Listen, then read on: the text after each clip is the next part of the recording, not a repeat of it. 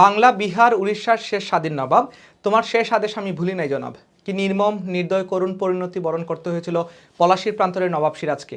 সুপ্রিয় এইচএসসি 25 এবং 26 ব্যাচের শিক্ষার্থীরা, তোমাদের জন্য আজকে হাজির হয়েছি সিরাজউদ্দৌলা নাটক নিয়ে। এবং এই সিরাজউদ্দৌলা নাটকের গুরুত্বপূর্ণ চরিত্রগুলো এবং যে প্রশ্নগুলো থেকে, যে টপিকগুলো থেকে তোমাদের সৃজনশীল এবং এমসিকিউ প্রশ্ন আসে, সেগুলো নিয়ে আমরা কথা বলবো।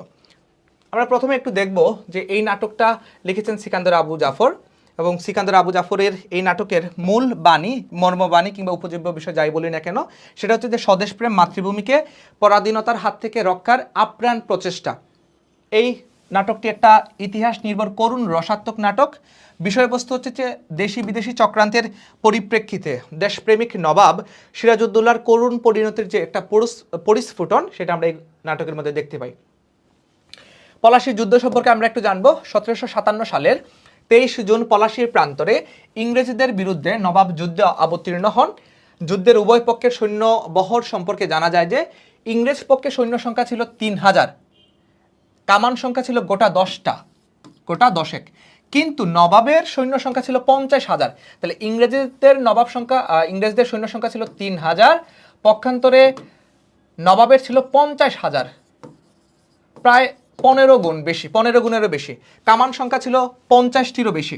সেনারা যুদ্ধক্ষেত্রে নিষ্ক্রিয় থাকায় যুদ্ধে নবাব পরাজিত হন এবং ইংরেজরা জয়ী হয়। তার মানে দেশি বিদেশি চক্রান্তের কাছে নবাব সিরাজউদ্দৌলা পরাজয় বরণ করেন।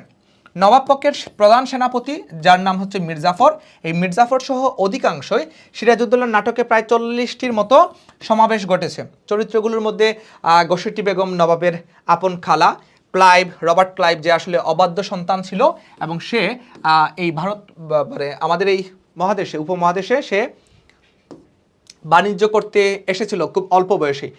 মির্জাফর রাজবল্লভ শট মানসিকতার অধিকারী। শট মানে হচ্ছে যে ধূর্ত মানসিকতার, নিচু মানসিকতার অধিকারী। আর মীর মর্দান মোহনলাল রাইসুল জোহালা দেশপ্রেমিক সৈনিক। আমরা একটু চরিত্রগুলো সম্পর্কে জানবো।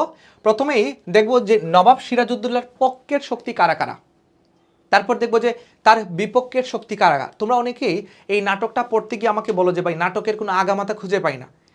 খুঁজে পাবে কিভাবে? তোমরা তো আসলে মীর মর্দান কে ছিল আর মোহনলাল কার পক্ষে ছিল সেইটাই জানো না। সো একটু দেখে নাও যে নবাব সিরাজউদ্দৌলার পক্ষে ছিল এই ক্যারেক্টারগুলো এবং ইংরেজদের পক্ষে ছিল বাকিরা। নবাব সিরাজউদ্দৌলার পক্ষে বেগম লুৎফুন্নেসা ছিল, আমেনা বেগম ছিল, মোহনলাল ছিল দেশপ্রেমিক লড়াকু বীর, মীর মর্দান হচ্ছে বীর যোদ্ধা দেশপ্রেমিক, সাফরে রাইসুল জোহালা, বদ্রি আলী খাঁ, নৌবে সিং হাজারি, এরা হচ্ছেন যে নবাব সিরাজউদ্দৌলার পক্ষে। লুৎফুন্নেসাকে নবাবের স্ত্রী, আর আমেনা হচ্ছে যে নবাবের মাতা, সিরাজউদ্দৌলার মা। গোসেটি বেগম হচ্ছে অন্যতম প্রধান চক্রান্তকারী, ঈর্ষাপরায়ণ। জগৎ শেঠ মোহাম্মদী বেগ, যে মাত্র 10,000 টাকার বিনিময়ে নবাব সিরাজকে হত্যা করেছিল এবং সেটার আদেশ দিয়েছিল মির্জাফরের পুত্র মিরন। মির্জাফর আমরা দেখতে পাই ইংরেজদের পক্ষে মিরন রাজবল্লভ। মিরনকে ছিল ওই যে মির্জাফরের অকর্মণ্য পুত্র, অপদার্থ। রায়দুর্লভ উমিচাঁদ ছিল প্রতারক, লোভী মানিক চাঁদ, ক্যালপেট্রিক ড্রেক, ক্লেটন, ক্লাইভ, হলওয়েল ছিল কে? ডাক্তার, ওয়ার্ডস, এরা সবাই ছিল ইংরেজদের পক্ষে। আচ্ছা, নাটকের কেন্দ্রীয় এবং নায়ক চরিত্র সিরাজউদ্দৌলা সম্পর্কে আমরা জানবো। নাটকের কেন্দ্রীয় এবং নায়ক চরিত্র হচ্ছে সিরাজউদ্দৌলা। ভীরু প্রতারকের দল চিরকালই পালায়, কিন্তু তাতে বীরের মনোবলটা ক্ষুণ্ণ হয় না, এই উক্তিটি সিরাজের। রজার ড্রেক প্রাণ ভয়ে কুকুরের মতো লেজ গুটিয়ে পালিয়েছিল, এগুলো সিরাজের। তো সিরাজউদ্দৌলার নাটকের যে সিরাজের যে উক্তিগুলো, সেই উক্তিগুলো আমরা খুব সুন্দরভাবে এখানে তোমাদের জন্য শর্টেন করে দিলাম। এটা আমরা সবাই একটু দেখে নিব। ওর কাছে সবই যেন বড় রকমের জুয়া খেলা, উক্তিটি সিরাজের। আর এই ওর বলতে রবার্ট ক্লাইভের কথা বলা হয়েছে। অন্যান্য প্রধান চরিত্রের মধ্যে আমরা মির্জাফর দেখতে পাই, প্রধান সেনাপতি, প্রকৃত নাম মীর জাফর আলী খান। তিনি ছিলেন নবাব সিরাজউদ্দৌলার প্রধান সেনাপতি। পারস্য বা ইরান থেকে হিন্দুস্তান এসেছিলেন। একদিনের জন্য হলেও তার মসনদে বসার একটা স্বপ্ন ছিল। এই মির্জাফরের একটা আজন্ম ইচ্ছা ছিল যে একদিনের জন্য হলেও সেই মসনদে কিংবা এই সিংহাসনে সে বসবে। যার পরিপ্রেক্ষিতে পরবর্তীতে যখন নবাব পরাজিত হয়, তখন ইংরেজরা তার সাথে এই চুক্তিতে যায় যে ঠিক আছে, তোমাকে আমরা ওই সিংহাসন কিংবা মসনদে বসাবো, কিন্তু রাজ্য চালাবো কোম্পানি, মানে আমরা রাজ্য চালাবো। তারপরে সে সেটাতে রাজি হয়। তিনি ছিলেন বিশ্বাসঘাতক। মির্জাফরের একটি দিন হলে মসনদে বসার বড় আকাঙ্ক্ষা। চুক্তি অনুযায়ী মির্জাফর মসনদে বসলে রাজ্য চালাবে কোম্পানি। আল্লাহর কালাম ছুঁয়ে ওয়াদা করেছিল মির্জাফর। শুভ কাজে অযথা বিলম্ব করা বুদ্ধিমানের কাজ নয়। এই উক্তিটা মির্জাফর, এটা গুরুত্বপূর্ণ। এটা তোমাদের সিকিউ প্রশ্ন মানে সৃজনশীল প্রশ্নের মধ্যে 1 নম্বরের যে জ্ঞানমূলক প্রশ্নগুলো আসে এখান থেকে জ্ঞানমূলক প্রশ্নের মধ্যে এটা আসতে পারে। দেশের স্বার্থের জন্য নিজেদের স্বার্থ তুচ্ছ করা, আমরা নবাবের আজ্ঞাবহী হয়ে থাকবো, এরকম একটা মিথ্যা কথা বলছিল মির্জাফর। আমরা এবার দেখতে পাই ঘসেটি বেগম সম্পর্কে। নবাব আলীবর্দী খান প্রথম কন্যা আলীবর্দী খান কে ছিলেন? নবাব সিরাজউদ্দৌলার নানা। প্রথম কন্যা হচ্ছে তাহলে ঘসেটি বেগম। তাহলে ঘসেটি বেগম সিরাজউদ্দৌলার কি ছিল? আপন খালা ছিল। সিরাজউদ্দৌলার খালা এবং শৌকত জঙ্গের পালক মাতা। ঘসেটি বেগমের কোনো সন্তান ছিল না, এই জন্য সে শৌকত জঙ্গকে কি করছিল? পালক পুত্র হিসেবে লালন পালন করছিল। তিনি ছিলেন উদ্যত, ঈর্ষাপরায়ণ, চক্রান্তকারী এবং লোভী। ঘসেটি বেগম থেকে প্রশ্ন আসলে, এবং তোমরা জেনে অবাক হবে যে সিরাজউদ্দৌলার নাটক থেকে কিন্তু তোমাদের একটা একটা সিকিউ প্রশ্ন অ্যান্সার করতে হবে। অর্থাৎ নাটক থেকে 2টা সৃজনশীল প্রশ্ন আসবে, একটা আনসার করতে হবে। উপন্যাস থেকে 2টা সৃজনশীল আসবে, একটা উত্তর করতে হবে। কিছু করার নেই, করতে হবে। তুমি যদি মনে করো যে না ভাই এটা 80 পৃষ্ঠার একটা নাটক, 90 পৃষ্ঠার একটা উপন্যাস, কিভাবে পড়বো?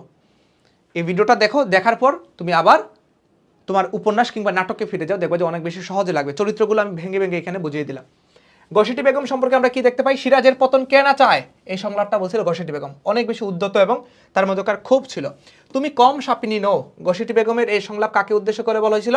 আমিনা বেগম তার নিজের বোনকে বলছিল যে তুমি কম সাপিনী নও, এবং একটা পর্যায়ে তাকে কিন্তু বন্দি করে রাখা হয়েছিল ঘসেটি বেগমকে সিরাজের নির্দেশে। Lord Clive, the master mind, professor, মাত্র 17 বছর বয়সে তিনি ভারতবর্ষে আসেন। নবাবের বিরুদ্ধে ষড়যন্ত্রকারীদের প্রধান মির্জাফরকে বাংলার সিংহাসনে বসালেও প্রকৃত শাসনকর্তা ছিল সে নিজেই। 1774 সালে সে আত্মহত্যা করে মারা যায়। নারায়ণ সিংকে গুলি করে হত্যা করে রবার্ট ক্লাইভ নিজেই। সিরাজউদ্দৌলা নাটকের ইনি কি নবাব না ফকির, এই উক্তিটি করেছিল ক্লাইভ মির্জাফরকে উদ্দেশ্য করে। ওই যে নবাব যখন ধরা পড়ে যায় ভগবান গোলায়, তখন তাকে যখন নিয়ে আসছিল, তখন রাজ্যের মধ্যে ঘোষণা করছে ডাকডোল পেটায় যে আজকে তোমরা সবাই উপস্থিত থাকবা এবং নবাবকে তোমরা জুতা নিক্ষেপ, থুতু নিক্ষেপ বা বৎসনা জানানো, ঘৃণা জানানো। তখন একটা পর্যায়ে যখন নবাবের এই অবস্থা হয়, তখন সে মজা করে টিটকারি মেরে মির্জাফরকে বলছিল যে ইনি কি নবাব নাকি ফকির। তাহলে এটা যদি আসে অনুধাবনমূলক প্রশ্ন, 2 নম্বরের প্রশ্ন, আমরা এটার প্রেক্ষাপটটা বলবো। উমিচাঁদ এই যুগের সেরা বিশ্বাসঘাতক, উক্তিটি করছিল ক্লাইভ। মানে চুরে চুরে মাস তুতো ভাই, একটা চোর আর একটা চোরের চিনছে যে উমিচাঁদ এই যুগের বড় বিশ্বাসঘাতক, সে নিজেও ছিল এটা। উমিচাঁদ সম্পর্কে আমরা একটু জানবো। উমিচাঁদের মধ্যে একটা চন্দ্রবিন্দু দেবো আমরা। এই নাটকের উমিচাঁদ একটা দ্বৈত আচরণকারী খল চরিত্র। দ্বৈত আচরণকারী মানে কি? সে সিরাজউদ্দৌলার কাছে গিয়ে, সিরাজের কাছে গিয়ে ভালো ভালো কথা বলতো, ইংরেজদের বিরুদ্ধে কথা বলতো, আর ইংরেজদের কাছে এসে সিরাজের বিরুদ্ধে কথা বলতো। নিজেকে খাদেম এবং দৌলতের পূজারী বলে পরিচয় দেন। যুদ্ধে নবাব হেরে গেলে উমিচাঁদকে ক্লাইভ দেওয়ার কথা ছিল 20 লক্ষ টাকা। আমি চিরকালই ইংরেজের বন্ধু, মৃত্যু পর্যন্ত এই বন্ধুত্ব আমি বজায় রাখিব, এই উক্তিটি করছিল উমিচাঁদ, তার চিঠিতে এটা বলেছিল। আলীবর্দী খাঁ সম্পর্কে আমরা জানবো। তিনি হচ্ছেন যে বাংলা, বিহার, উড়িষ্যার নবাব। আর শেষ স্বাধীন নবাব যদি বলা হয় তাহলে আমরা সিরাজউদ্দৌলাকে বলবো। প্রকৃত নাম মির্জা মোহাম্মদ আলী। নবাব আলীবর্দী খাঁ ইংরেজদের এদেশে বাণিজ্য করার অনুমতি দিয়েছিলেন।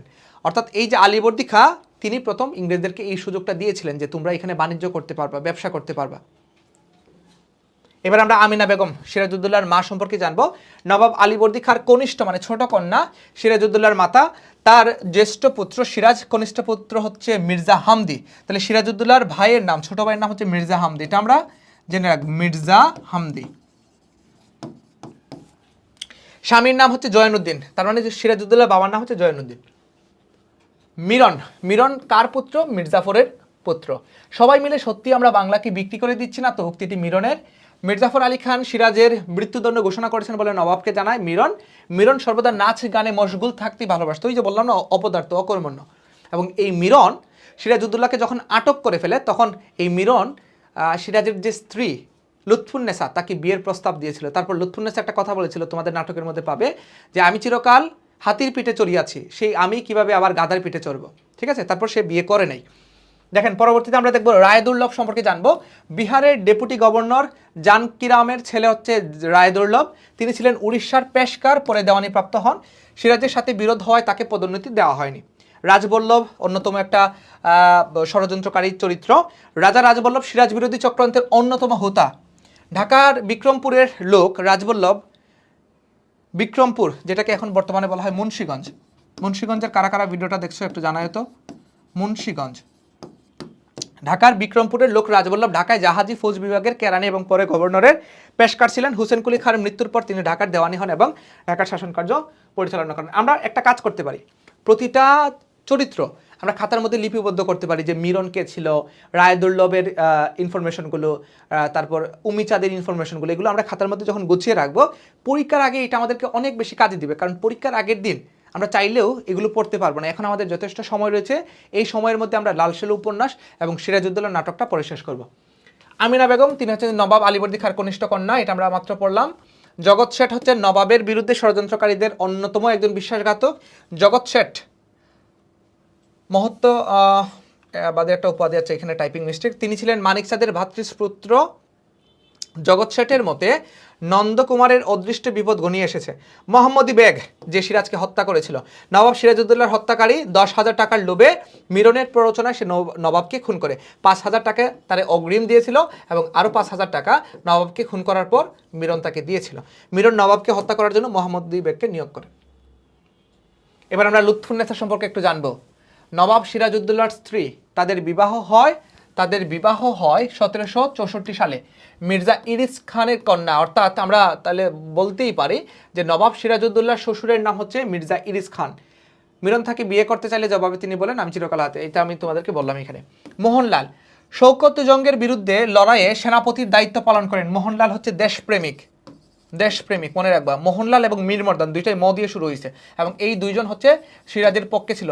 তারা একদম মৃত্যুর তাদের প্রাণ যাওয়ার শেষ মুহূর্ত পর্যন্ত তারা চেষ্টা করে গিয়েছে দেশের জন্য লড়াই করে যাওয়ার জন্য। সিরাজ তাকে দেওয়ানখানার পেশকার বানিয়েছিল কর্নেল ক্লাইভের আদেশে। তাকে গুলি করে হত্যা করা হয়। তিনি বলেছিলেন যে আমার শেষ যুদ্ধ পলাশীতেই। এই উক্তিটি করেছিল, বিখ্যাত উক্তি বলেছিল মোহনলাল করেছিলেন। মীর মর্দান কৌশলী যোদ্ধা এবং দেশপ্রেমিক সেনাপতি, নবাবের সর্বাধিক বিশ্বাসী ব্যক্তি ছিলেন, শ্রেষ্ঠ বাঙালি সৈনিক। ইতিহাসের পলাশীর প্রান্তরে গুলিবিদ্ধ হয়ে মারা যায়। তাহলে যদি বলা হয় মোহনলাল এবং মীর মর্দান দুইজনই গুলিবিদ্ধ হয়ে মারা যান। ক্লেটন, ব্রিটিশ সিংহ বলতে ক্লেটনকে বোঝানো হয়েছে। ক্যাপ্টেন ক্লেটনের কাছে যুদ্ধ বন্ধ করার আদেশ দিয়েছিল ওয়ালি খান। ব্রিটিশ পক্ষে ক্যাপ্টেন ক্লেটনের যুদ্ধ করে জীবন দিতে প্রতিজ্ঞা হয়েছিল। ভিক্টোরি অর ডেথ উক্তিটি ক্লেটনের। কেমন? আমরা এটা মনে রাখবো, এটা বিখ্যাত একটা উক্তি এবং এইটা থেকে পরীক্ষাতে হুবহু প্রশ্ন আসে। ভিক্টোরি অর ডেথ মানে বাঁচো অথবা মরো, ভিক্টোরি মানে বিজয়ী হও অথবা মরো। বা এটাকে আমরা আরো সহজভাবে খাতায় উপস্থাপন করতে পারি, জয় অথবা মৃত্যু, বিজয় অথবা মৃত্যু। এটা করেছিল ক্লেটন। সুপ্রিয় শিক্ষার্থীরা, আজকে আমাদের এই পর্যন্তই ছিল। আশা করব আমরা চরিত্রগুলো সম্পর্কে খুব অল্প সময়ে আপনাদেরকে ধারণা দিতে পেরেছি। সবাই এটা একটু নোট করে রাখবো এবং পিডিএফের জন্য আমাদেরকে পেজে মেসেজ দিলে আমরা এটা দিয়ে দিব। আজকের মতো এই পর্যন্তই। সবার জন্য অনেক অনেক শুভকামনা রইল। আমরা এই নাটকটা খুব সুন্দরভাবে পড়ে ফেলবো। এখন আমাদের যথেষ্ট সময় রয়েছে। ইনশাল্লাহ নেক্সট ক্লাসে আবারও দেখা হবে। আল্লাহ হাফেজ।